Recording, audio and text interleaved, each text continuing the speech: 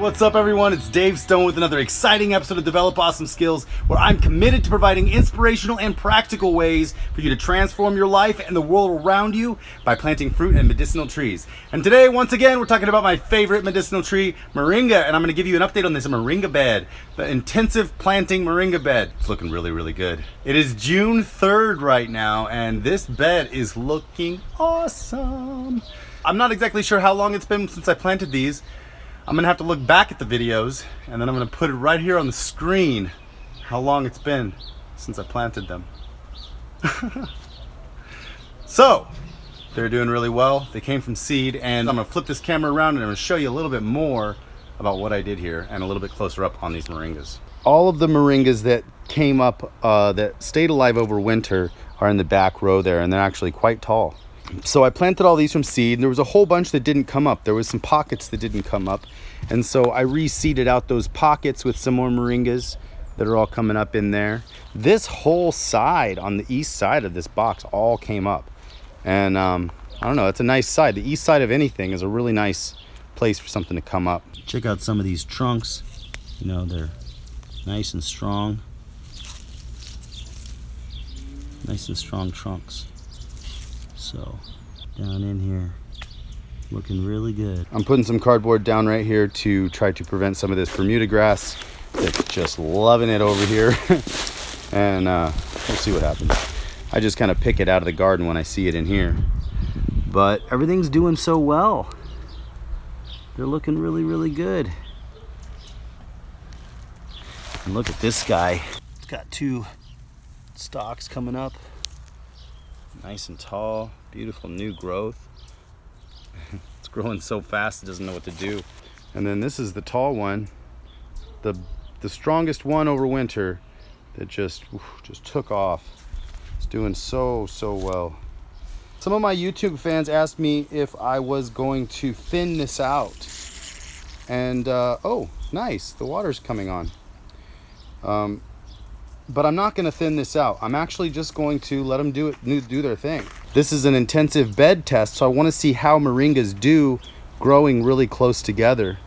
So I got to look back at that video and see what seeds I planted along the east side here, because those are some real big leaves. Those are all really vibrant seeds. So I'll look back at that and see what kind of seeds those are. But everything is looking really, really good. But see, in here, maybe I should thin this out. There's a whole bunch in there. Maybe I'll pop some of those little guys out of there, just let the bigger ones thrive. But right now, I'm gonna let it go, just see what happens. And you can see my little watering system now just kicked on. All my little bubbler heads just coming out, watering. So just a nice little drip. Everything does pretty well. But when you're sprouting the seeds, that drip doesn't really work that well. You actually need to wet the whole top for a few days. So, and here's the little timer. It's actually just a simple Orbit timer from Home Depot. It's got two zones on it. One for the greenhouse and one for the Moringa bed. Basic simple setup. Hose runs right over here, comes right into bed, right down here, and attaches to the drip system right there. That's the intensive planting bed update, June 3rd. I hope you guys enjoy this video, because you might ask yourself, why do I want so many Moringas growing in my yard? Am I going to transplant these somewhere? And maybe I will, maybe I won't. But the idea is to have a intensive bed. There is a fly that loves me right now. The idea is to have the intensive bed right by your back door or your front door, somewhere that's real close and very accessible. In permaculture, it's called basically zone 1, the zone that you visit the most often. And if you can have your herb garden or your vegetables or something right outside your back door, it makes it really easy to eat them. So as these get bigger, I'm just going to pick more leaves off and eat them, cook with them, dry them out, put them in my smoothies. Although I don't make too many smoothies, but I really do like eating Moringa and cooking Moringa in savory dishes. That's my favorite way to use it. And taking it in capsules really helps too. Gives me a lot of energy. But yeah, I just want as much of this as I can get right by my back door. So that's the video for today, guys. I hope you enjoyed it. If you did like this video, give me a big green thumbs up and comment below if you're growing a moringa bed. And if you are, you need to, or if you're growing moringas at all, you need to go to I Want More Moringa group on Facebook, because there is 14,000 people all over the world right now who are interested and obsessed with moringa on the group. It's an active group. Post your moringa pictures. Everybody wants to see them. I do too. I really want to see all your moringa pictures. Plus, we're growing 1 million moringas in 5 years.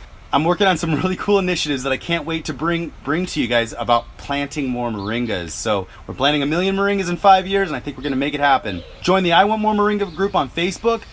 And comment below if you're growing moringas and what's your favorite thing about moringa. If you've subscribed to my channel, thank you guys so much. If you haven't yet subscribed, hit the subscribe button and the little bell icon right next to it so you know when I post next. You'll get to see more of my cool videos. I also want to say thank you so much to my Patreon supporters. If you guys do want to support me on Patreon, go to patreon.com/developawesomeskills and help me plant more trees and get your name at the end of the credits of the Develop Awesome Skills videos. So until next time, develop awesome skills. Love y'all.